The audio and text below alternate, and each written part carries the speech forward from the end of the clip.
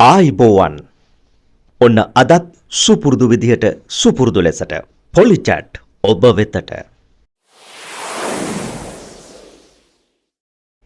ශ්‍රී ලංකාවේ සිට YouTube අවකාශයට මුදාහරින පොලිචැට් සිංහල වැඩසටහන ඔබ මුලින්ම සම්බන්ධ වන ප්‍රේක්ෂක හිතවතෙක් නම් හිතවතයක් නම් ඔබට පුළුවන් අපේ නාලිකාව සබ්ස්ක්‍රයිබ් කරන්න එවැගේම බෙල් අයිකන් එක ඔබන්න. ඔබේ වටිනා අදහස් වලට අපගේ ස්තුතිය. ආදරණීය ප්‍රේක්ෂක හිතවතුන් අපට නිරන්තරයෙන්ම දුරකථනයෙන් ආමන්ත්‍රණය කරනවා. ඒ වගේම WhatsApp පණිවිඩ අපට ලබා දෙනවා. ඔබගේ ශක්තියට ඔබ අපට ලබා දෙන ඒ දායකත්වයට අප නිරන්තරයෙන්ම ඔබට ස්තුතිවන්ත වෙනවා. ඒ වගේම පුංචි ඉල්ලීමක් ඔබෙන් කරන්නට බලාපොරොත්තු වෙනවා. ප්‍රේක්ෂක හිතවතුනි පුළුල් ජන කණ්ඩායමකට ප්‍රේක්ෂක හිතවතුන් සමූහයකට පොලිචැට් නාලිකාව ෂෙයා කරන්නට ඔබට පුළුවන්. ඒ දායකත්වය අපට තවදුරටත් ලබා දෙන්න. අද පොලිචැට් වලින් කතා කරන මාතෘකාව කොළඹ නොසන්සුන් මහින්ද සුන්සුන්. කොළඹ නොසන්සුන් මහින්ද සුන්සුන්. මේක වෙන්න පුළුවන්ද? කපිල චන්ද්‍රසේන මහතාගේ මරණයෙන් පසුව මහින්ද රාජපක්ෂ මහතාට සෑහෙන්න අපල උපද්‍රව එල්ල වෙන්න පටන් අරන් තිබෙනවා. සෙනසුරු අපල උදා වෙලාද? ඇත්තටම මොකද්ද මහින්ද රාජපක්ෂ මහතාට සිදු වෙලා තිබෙන්නේ? මහින්ද රාජපක්ෂ මහතා මේ වන විට අල්ලස් කොමිසමට ඇවිල්ලා තියෙනවා. කොළඹ උණුසුම් තත්ත්වයකට මේ මොහොතේ පත් වෙලා අල්ලස් කොමිසම ආසන්නයේ අතිවිශාල ජනකායක් රැස් වෙලා. මේක තමයි ප්‍රවෘත්තිය. දැන් දිගින් දිගටම උණුසුම් ප්‍රවෘත්ති වාර්තා වෙනවා අල්ලස් කොමිසම ඉදිරිපිට ඇති වී තිබෙන තත්ත්වය පිළිබඳව. මහින්ද රාජපක්ෂ මහතාට කැඳවීම ලැබෙන්නේ යම් කිසි විමර්ශන ක්‍රියාවලියක් සම්බන්ධයෙන් කට උත්තරයක් නැත්නම් ප්‍රකාශයක් ලබා දීම සඳහා. මේකට හේතු වුණු කරුණු තමයි එයාබස් ගනුදෙනුවේ විශේෂයෙන්ම මියගිය කපිල චන්ද්‍රසේන මහතා යම් කිසි සාක්ෂියක් ලබා දෙමින් ඒ ගනුදෙනුවේදී යම් කිසි මුදලක් මහින්ද රාජපක්ෂ මහතාට ලබා දුන්නා කියලා ප්‍රකාශයක් ලබා දුන්නා. මේ ප්‍රකාශයත් එක්ක මේක ඇත්තක්ද කියලා බලන්න තමයි මහින්ද රාජපක්ෂ මහතාට අල්ලස් කොමිසමට එන්න කියලා නියෝගයක් නිකුත් කරන්නේ. දැන් මේක විමර්ශන ක්‍රියාවලිය තුල සිදුවන දෙයක්. අපි කියන්නේ මේ අල්ලස් කොමිසම 100%ක් ස්වාධීන ආයතනයක්. ඒ වගේ ප්‍රකාශයක් කරන්නට මම සූදානම් නැහැ. නමුත් අපි විශ්වාස කරනවා මේ අල්ලස් කොමිසම කියන්නේ ස්වාධීන ආයතනයක් කියලා. නමුත් දේශපාලනික පැත්තෙන් බැලුවාම දේශපාලනික විදිහට මේ ගැන හිතුවොතින් අපිට කියන්න පුළුවන් අල්ලස් කොමිසම ස්වාධීන ආයතනයක් නොවේ කියලා. කෙසේ නමුත් මහින්ද රාජපක්ෂ මහතාට යම්කිසි ආයතනයකින් විමර්ශන ක්‍රියාවලියක් සඳහා ප්‍රකාශයක් ලබා දීමට එන්න කිව්වහම එතනට යන එක නීතියට ගරු කරන හිටපු විධායක ජනාධිපතිවරයෙක් හැටියට විධායකය පිළිබඳවත් ඒ වගේම ආණ්ඩුක්‍රම ව්‍යවස්ථාව පිළිබඳවත් පැහැදිලි අවබෝධයක් තිබෙනවා නම් ඊට ගරු කරලා අල්ලස් කොමිසමට ගිහිල්ලා අදාළ ප්‍රකාශය ලබා දීම නීතිකරුක පුරවැසියෙකුගේ ප්‍රධාන වගකීම. ඒ අනුව මහින්ද රාජපක්ෂ මහතා අල්ලස් කොමිසමට යෑම ලොකු අරුමයක් නොවේ. මේ රටේ සාමාන්‍ය පුරවැසියෙක් වගේම හිටපු ජනාධිපතිවරයෙක් විදිහටත් එතුමන්ටත් ඒ ඉඩකඩ ඒ නීතියේ අවස්ථාව අනිවාර්යයෙන්ම තිබෙනවා. දැන් මේ මහින්ද රාජපක්ෂ මහතා ප්‍රකාශයක් දෙන්න අල්ලස් කොමිසමට යන කාරණය අතිශය දේශපාලනිකයි. මෙන්න මේක තමයි අද අපි ඔබත් එක්ක කතා කරන්න බලාපොරොත්තු වෙන්නේ. මේකේ ප්‍රවෘත්තිමය පැත්තට වඩා මම උත්සාහ දරන්නේ ඇත්තටම අල්ලස් කොමිසමට යම්කිසි කටයුත්තක් දෙන්න පුද්ගලයෙක් යෑම ඒක ප්‍රධාන ප්‍රවෘත්තියක් බවට ඒ වගේම අතිවිශාල ජනකායක් ඇවිල්ලා අල්ලස් කොමිසම වට කරගෙන මොකද්ද මේ නටන සෙල්ලම? මොකද්ද මේ නාඩගම? දැන් ඔබ හිතලා බලන්න සාමාන්‍ය මේ රටේ පුරවැසියෙක් යම්කිසි විමර්ශන ක්‍රියාවලියක් සඳහා එන්න කියලා නියෝගයක් නිකුත් කරාම අදාළ ආයතනයට යනකොට අතිවිශාල පිරිසක් ගමේ මිනිස්සු ටික එකතු කරගෙන යාළුවෝ එකතු කරගෙන අතිවිශාල පිරිසක් අරගෙන ගිහිල්ලා අදාළ ආයතනයේ ඉදිරිපිට කෑකෝ ගසමින් ඒ වගේ වැඩ කරන්න පුළුවන්ද? එහෙම කරන්න බෑ. එහෙමනම් වගකිය යුතු විධායක ජනාධිපතිවරයෙක් විදිහට හිටපු විධායක ජනාධිපතිවරයෙක් විදිහට මහින්ද රාජපක්ෂ මහතා මොකද්ද මේ කරන සෙල්ලම? පක්ෂ ભેදයකින් තොරව ඔබ චුට්ටක් හිතලා බලන්න.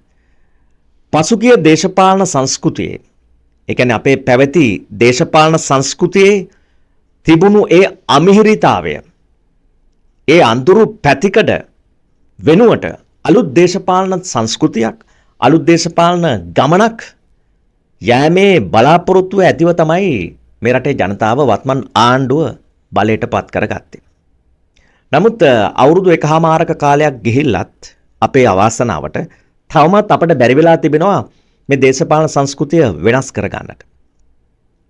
මම මෙතනදී කියන්න උත්සාහ දරන්නේ ආණ්ඩුව වගේම විපක්ෂය කියන මේ පක්ෂ දෙකම පැති දෙකම ආණ්ඩු පක්ෂය සහ විපක්ෂය කියන මේ පැති දෙකේම ඉන්න දේශපාලකයන් සහ මේ රටේ ජනතාව වඩාත් ප්‍රජාතන්ත්‍රවාදී වූ අයිතීන් සහ ඒ වගේම නීතියේ ස්වාධීනත්වය ඒ වගේම විමර්ශන ක්‍රියාවලීන් වල තිබෙන ස්වාධීනත්වය මේ සියල්ල ආරක්ෂා කර ගැනීම සඳහා සහ අලුත් දේශපාලන සංස්කෘතියක් නිර්මාණය කර ගැනීම සඳහා පූර්ණ වශයෙන් දායකත්වයක් ලබා දිය යුතු වෙනවා. නමුත් අවාසනාව කියන්නේ මේ රටේ මේ විපක්ෂයේ ඉන්න ජනතාවත් ඒ කියන්නේ අලුතෙන් ආණ්ඩු බලයක් හදන්න බලාපොරොත්තුවෙන් ඉන්න කණ්ඩායම ඔවුන් නැවතත් උත්සාහ දරන්නේ අර පසුගිය අමිහිරි අතීතයේ එදා ඒ පැවතුණු දේශපාලන සංස්කෘතියම නැවත වාරයක් මේ රටේ ස්ථාපිත කරන්නට. දැන් ඊටාම හොඳින් පැහැදිලි මේ පවතින දේශපාලන සංස්කෘතිය තවම වෙනසක් වෙලා නැහැ. ආණ්ඩුව යම් කිසි උත්සාහයක් දරනවා කියලා කිව්වට ආණ්ඩුවට හැකියාවක් ලැබුණේ නැහැ ඒක වෙනස් කරන්නට. එහෙමනම් විපක්ෂයේ විදිහට ඔවුන් මොකද්ද කරන්නට ඕන? ඔවුන් අනිවාර්යයෙන්ම මේ මොහොතේ මේ අදාළ ආයතන වලට ස්වාධීනව වැඩ කිරීම සඳහා අවශ්‍ය කරන පරිසරය නිර්මාණය කරලා දෙන්නට ඕන. නමුත් අවාසනාව කියන්නේ හිටපු ජනාධිපතිවරයෙකුට ප්‍රකාශයක් ලබා දෙන්න යම්කිසි විමර්ශනය කරන ආයතනයකට අල්ලස් කොමිසමට එන්න කිව්වහම මේක මහ පුදුම වැඩක්. අතිවිශාල ජනතාවක් එකතු කරගෙන මේ දේශපාලනික විරෝධතාවයක් වගේ එකකට තමයි මේ අය යන්න උත්සාහ දරන්නේ. ආණ්ඩු බලය ගන්න තමයි මේගොල්ලෝ උත්සාහ දරන්නේ. දැන් මෙතනදී කාටද එන්න කියන්නේ? එන්න කියන්නේ හිටපු ජනාධිපතිවරයෙකුට. එතකොට එතුමන් මේ රටේ නීතිගරුක සමාජයක් වෙනුවෙන් කැප වෙනවා නම් එතුමන්ගේ යුතුයකම තමයි පැහැදිලිවම මේකට නිහඬ ආකාරයෙන් මහා ජනගඟක් අරගෙන යන්නේ නැතුව ඊටාම පුද්ගලිකව මේකට සම්බන්ධ වෙලා අදාළ ප්‍රකාශය ලබා දීලා ඒ නීතියේ ස්වාධීනත්වය වෙනුවෙන් දායකත්වය ලබා දෙන එක. නමුත් මේ දේශපාලකෝ හැම විටම කරන්නේ තමුන් පැත්තට යම්කිසි චෝදනාවක් එල්ල වුණාම ඒකට ජනතාව එකතු කරගෙන ඒ කියන්නේ පොදු ප්‍රශ්නයක් විදිහට මේක හුවා දක්වන්න උත්සාහ දරනවා. ඇත්තටම ගත්තොත් මහින්ද රාජපක්ෂ මහතාගේ මේ ප්‍රකාශය ලබා ගැනීම සහ මේ අල්ලස් දූෂණ කොමිසමට එන්න කියන්නේ යම්කිසි නඩු කටයුත්තක් වෙනුවෙන් මේ පරීක්ෂණයක් පැවැත්වනවා විභාගයක් පැවැත්වනවා විමර්ශනයක් ක්‍රියාත්මක වෙනවා ඒ සම්බන්ධයෙන් ප්‍රකාශයක් ලබා දෙන්න. එහෙම නැතුව මහින්ද රාජපක්ෂ මහතා වැරදිකරුවෙකු ලෙස අත්අඩංගුවට ගැනීමට නොවේ. එhmenan ඇයි මේ බය වෙලා මහා ජනගහක් මේ කොළඹට ගෙනල්ලා අදාළ ආයතන ඉදිරිපිට උද්ඝෝෂණ පවත්වමින් කෑකෝ ගසමින් මොකද්ද මේ කරන නාටකම? ඔබ චුට්ටක් හිතලා බලන්න අපේ රටේ දේශපාලකයෝ බොහෝමයක් විධායක ජනාධිපතිවරු සහ ඇතැම් අමාත්‍යවරු මෙන්න මේ අයට යම්කිසි චෝදනාවක් එල්ල වුණාම මේ රටේ සුවහසක් මහජනතාව ඒ දේශපාලකයා සමග එකට එකතු වෙලා විරෝධතා දක්වමින් මොකද්ද මේ කරන්නේ? සාමාන්‍ය පුරවැසියෙකුට මෙවැනි අයිතියක් තිබෙනවද? කිසි ලෙසකින් නැහැ. ඒ කියන්නේ ඇත්තටම මේ රටේ සාමාන්‍ය පුරවැසියෝ කිසි කෙනෙක් දන්නේ නැහැ තමුන්ගේ පරමාධිපත්‍ය බලයේ තිබෙන ශක්තිය. තමුන් සතුව තිබෙන බලය දේශපාලකයෙකුට ලබා දෙන්නේ යම්කිසි කාල පරිච්ඡේදයකට. එතකොට ඒ දුර කාලය තුල අදාළ තනතුරේ ඉන්න තාක් ඒ බලය ඔහු සතු වෙනවා. දූරෙන් පහ වුණාට පස්සේ නැත්නම් දූරෙන් ඒ කාලය ඉවත් වෙලා ඊළඟ ඡන්දයකින් පරාජයටපත් වුනහම ඒ දේශපාලකයාට එවැනි බලයක් නැහැ. අපි දකින දේ තමයි මේ රටේ පරාජිත දේශපාලකයන්ට පවා මිනිස්සු ආමන්ත්‍රණය කරන්නේ ගරු බුහුමන් දීලා. හිටපු ජනාධිපති, හිටපු අගමැතිතුමන්, හිටපු පාර්ලිමේන්තු මන්ත්‍රීතුමන්. ඇයි මේ හිටපු කතා කියන්නේ? ඔබ ටිකක් හිතලා බලන්න සාමාන්‍යයෙන් පුජ්‍යලික ආයතනයක වෙන්න පුළුවන්, එහෙම නැත්නම් රාජ්‍ය ආයතනයක වෙන්න පුළුවන්. විධායක ශ්‍රේණියේ තනතුරක ඉන්න මිනිස්සෙක් විශ්‍රාම ගියාට පස්සේ අපි ඔහුට ඒ විදිහට කතා කරන්නේ නැහැ නේ. ඒ අදාළ රැකියා ස්ථානයේ පමණයි ඒ තනතුර වළංගු වෙන්නේ. නැත්තම් සාමාන්‍ය සිවිල් පුරවැසියෙක්. හැබැයි මේ දේශපාලකයන්ට විතරක් මොකද්ද මේ විශේෂත්වය?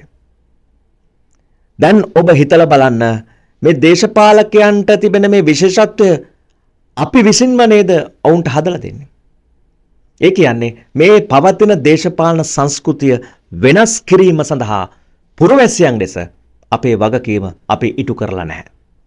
ඒක ඊටම හොඳින් පේනවා. අපි ඈත අතීතයට ගියොතින්, ඒ කියන්නේ අපේ රාජාණ්ඩු සමයට ගියොතින් රජ කාලේ අපේ රටේ ප්‍රජාතන්ත්‍රවාදය ආරක්ෂා වුණේ නැහැ. ජනතාවගේ මූලික අයිතිවාසිකම් අමුයේ උල්ලංඝනය වුණා. රජාගේ තීන්දුව තමයි අන්තිම තීන්දුව. ඒක යුක්තිගරුකද? ඒක නීති විරෝධීද? ප්‍රශ්න කරන්න අපිට අයිතියක් නැහැ. යුක්තිය හැමදාම ඉටු කරේ රජාට ඕන විදියට. රජුගේ අනසක තමයි ක්‍රියාත්මක වුණේ.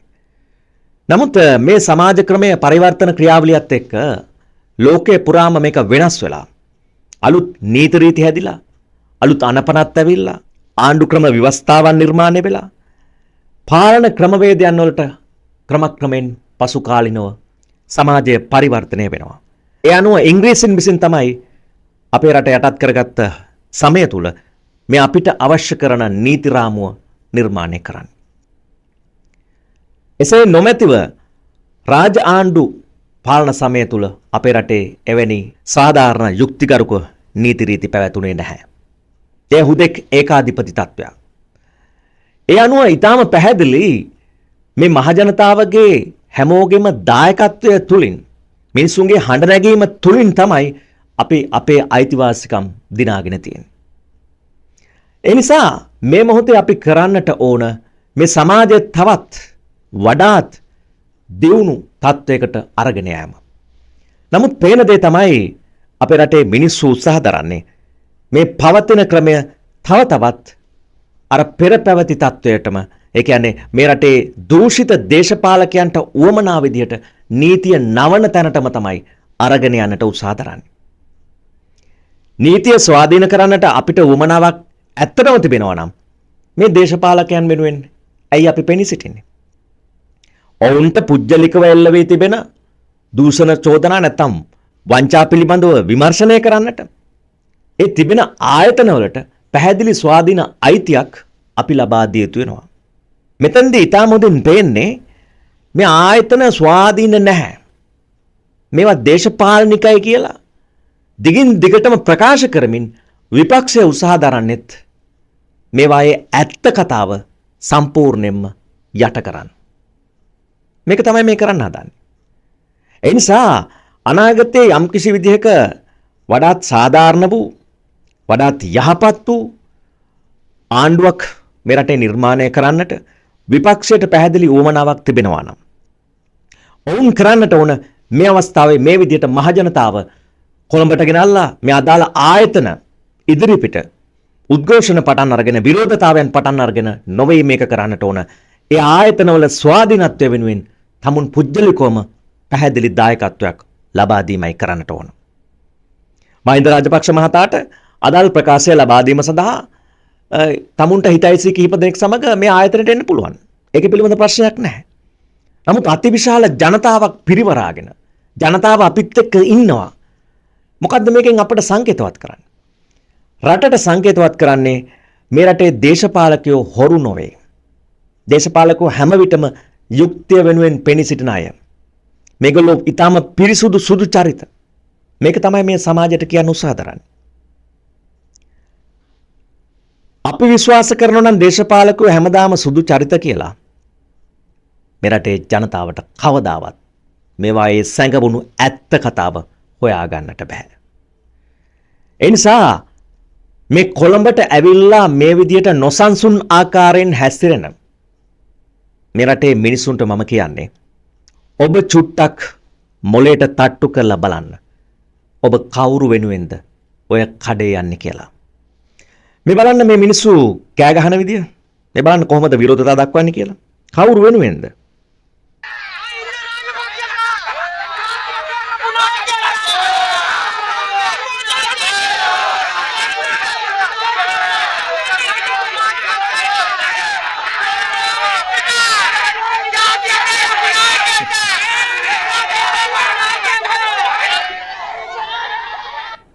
ජාතිය බේරපු නායකයාට රටක් ජාතියක් බේරගත්තා කියන නායකයාගේ අතින් විශාල වංචාවක් සිදු වෙන්න බැරිද? මම ඒක තමයි ඔබෙන් අහන්නේ. අනිවාර්යයෙන්ම එහෙම වෙන්න පුළුවන්. අපි පාලකයෝ පත් කරගන්නේ ජනතාවගේ වැඩ ටික කරගන්න. එහෙම නැතුව පාලකයෝ දෙවිවරු නොවේ. ඔවුන්ට අපි පාලන බලයක් ලබා දීලා, ඔවුන්ට වරප්‍රසාද ලබා දීලා, විශාල වැටුපක් ලබා දීලා, ආරක්ෂකයෝ ලබා දීලා, ඒ සියල්ල ජනතාවගේ මුදලින් ලබා දෙන්නේ ජනතාවට සේවය කරන්න. අදාළ දූර කාලයේ අවසන් වුණාට පස්සේ ජනතාවගේ කැමැත්තෙන් ලබා දෙන වරප්‍රසාද නිල නිවසක් වෙන්න පුළුවන්, එහෙම නැත්නම් ආරක්ෂාව වෙන්න පුළුවන්. ඒ ලබා දෙන තත්ත්වයන් වලට වඩා වෙනත් වූ වැඩියමක් ඇයි අපි මේ දේශපාලකයන්ට ලබා දෙන්නේ? එහෙම ලබා දෙන්න අවශ්‍යද? කිසි ලෙසකින් අවශ්‍ය නැහැ. නමුත් අවාසනාව කියන්නේ මේ රටේ මේ වහල් මානසිකත්වයේ ඉන්න මේ ජනතාව හැමදාම කරන්නේ tamunට නැති ජීවිතයක් දේශපාලකයන්ට උවමනාවෙන්ම ලබා දීම. ඊටාම කනගාටුදායක තත්ත්වයක්. දේශපාලන සංස්කෘතිය දශමයකින් හරි වෙනස් කරන්නට ඔබට පැහැදිලි උවමනාවක් තිබෙනවා නම් දේශපාලකයන් වෙනුවෙන් වහල්කම් කරන්නට එපා. අදට අපේ පොලිචැට් කතාබහ අවසන් කරන්නට සූදානම්. ඔබේ අදහසත් අපිට කියන්න ගිහින් එන්න.